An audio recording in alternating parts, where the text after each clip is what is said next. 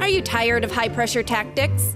No, I'm not going to sign that. It's too much. At Community Auto Group, you'll find we have a straightforward approach. If other dealers have made you uncomfortable, give Community a try. You'll enjoy your experience here and find a straightforward deal that's right for you, not high-pressure tactics. Community Auto Group, straightforward deals from the straightforward dealer.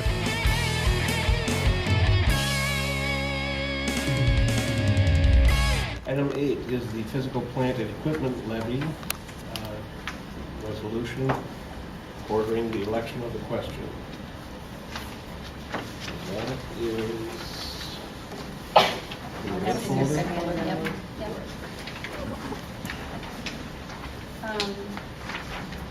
Anita, were you going to do your slideshow here? Yeah, we can do this now, Val, if you want to just call that up, that'd be great. I put together just a few slides and maybe we'll turn off the one light so people can see it. Good, how are you? Okay. I think we have to make sure that people understand, and I tried to make it bold enough, that their taxes are going down.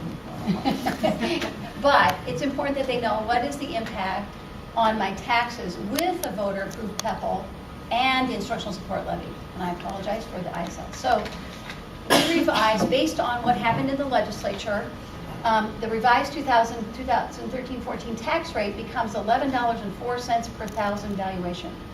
That equals $4.07 less per thousand since 2011.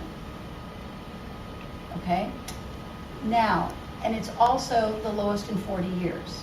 I want to make sure that people understand your taxes haven't been this low in 40 years. So if you added the instructional support program levy at a 3% on property, that adds 14 cents. So that makes it $11.18.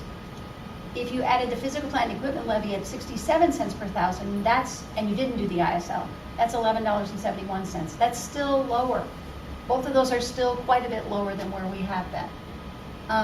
So if you take both levies, the property taxes are lower per thousand. It adds up to be $11.85 per thousand instead of $11.04 per thousand. So that's at $3.26 per $1,000 less. None of the allowable growth money that we're getting from the state is costing the taxpayers in our community anything. It's all coming from reserves, and that's another really important point. Our taxes were initially $11.44. When they passed the allowable growth, it became $11.04 because they said local taxpayers were going to give it back to them. So $11.85 is what it would be per thousand. And then to figure that out, it's the rollback. You know, it's the rollback. It's not completely on the $100,000, but it's on the rollback. And the 326 per thousand less since 2011? Yes, because it was 1511 at that time. And that was during that time we just came out of that horrible 10% cut. The ARA money that we got, we knew that we wanted to keep people employed to kind of get us and bridge that gap. So we were able to do that because the taxpayers helped us. And we are grateful. And I think they should be grateful as well because we've had great teachers working and we've kept them working and we've been able to get technology for our kids. And when you see some of those expenditures and you look at the bills, we're buying new computers, we're buying, we're getting technological supports in for our kids and their learning. So it's $3.26 less per thousand. Their property taxes are going down. How is that? That was excellent. $1.34 to the taxpayers for the PPEL for 5 years, or do we say we just want the 67 cents more? Just give us 67 cents more. We're not going to ask for a whole $1.34.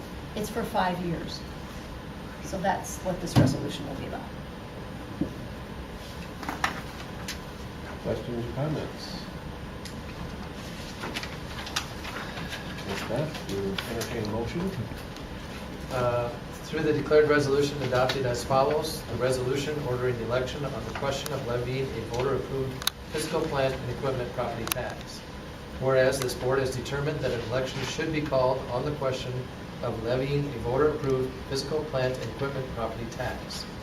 Now therefore, it is resolved by the Board of Directors of the Mason City Community School District in the County of Cerro Gordo, State of Iowa, that Section 1 that an election is called of the qualified electors of the Mason City Community School District in the County of Cerro Gordo, State of Iowa, on Tuesday, September 10th, 2013.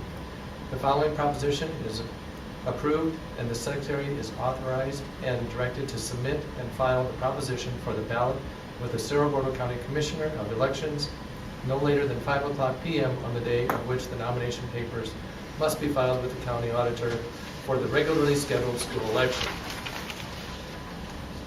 The measure will read, shall the following public measure be adopted, yes or no?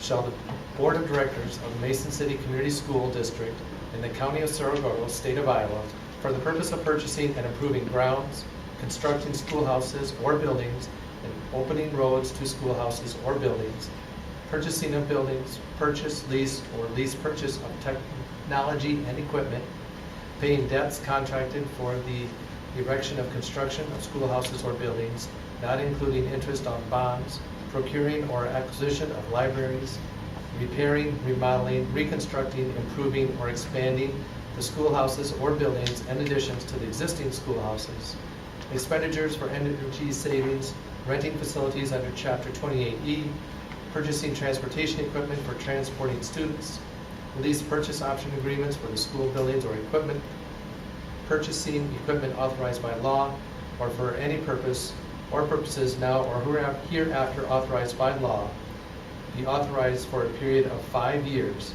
to levy annually a voter-approved physical plant and equipment property tax not to exceed 67 cents per $1,000 of the assessed valuation of a taxable property within the school district commencing with the levy for collection in the fiscal year ending June 30th, 2015, or each year thereafter.